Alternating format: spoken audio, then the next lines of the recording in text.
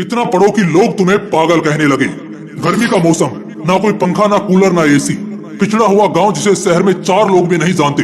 सड़क इतनी कच्ची कि 4 कदम चलना भी मुश्किल हो। परिवार की हालत कुछ ऐसी कि साला खुदकुशी करने का मन करे। कमाने वाला एक पिता और उस छोटी सी कमाई पर पलने वाली 3 औलादें और माँ। रात ढल रही थी। पूरा गांव एकदम गर्मी से परेशान, इस करवट से उस करवट, बस करवटें बदलकर अपनी नींद पूरी कर रहा था।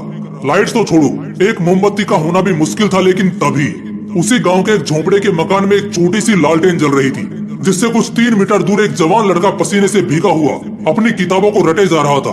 वो पसीने से पूरा भीग चुका था। ऐसा लग रहा था उसने पसीने से नहा लिया हो। लेकिन फिर भी उसको देखकर जरा सा भी ऐसा नहीं लग रहा था कि उसको गर्मी लग रही है या अंधेरा और पसीना उसे परेशान कर रहा है। वो बस पढ़ते जा रहा था। वो किताबों में कुछ इस कदर खोया था कि उसे बस पढ़ना ही समझ आ रहा था। उसे आग के गोले जैसी गर्मी और पसीने से कोई फर्क नहीं पड़ रहा था। रात के 12 बजे, फिर 1, फिर 2 और अब 3 बज चुके थे। ना जाने वो लड़का कब से पढ़ने बैठा था, लेकिन अब तक पढ़ रहा था। तभी अचानक पूरे कमरे में अंधेरा छा जाता है। एकदम से गुफ अंधेरा पूरे कमरे को अपनी चपेट में ले लेता है। दरअसल वो लालटेन अब बुझ चुकी थी। उस लड़के के मन में क्या चल रहा होगा उस वक्त, क्या आप बता सकते हो? उस वक्त उस लड़के के जुबान से जो बात निकली ना, कसम से मजा आ जाएगा।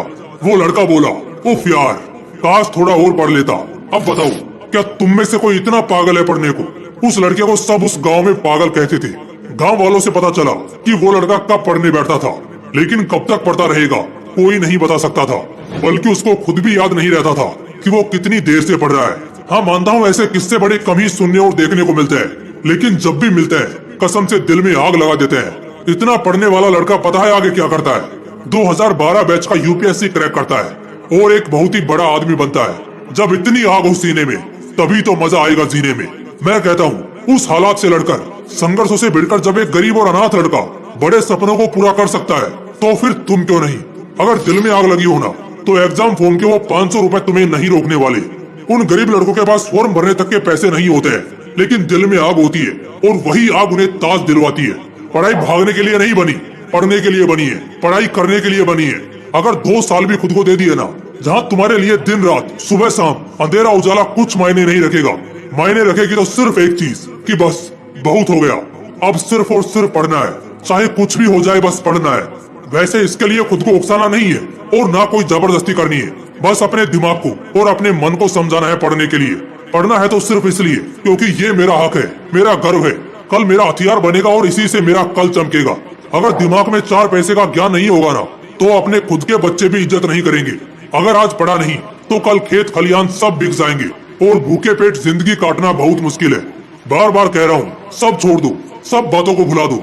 दिलो दिमाग में बस एक बात साफ रखो, अब मजा करना है पढ़ते वक्त। इतना पढ़ना है कि साला लोगों को लगने लगे कि कहीं पागल तो नहीं हो गया ये।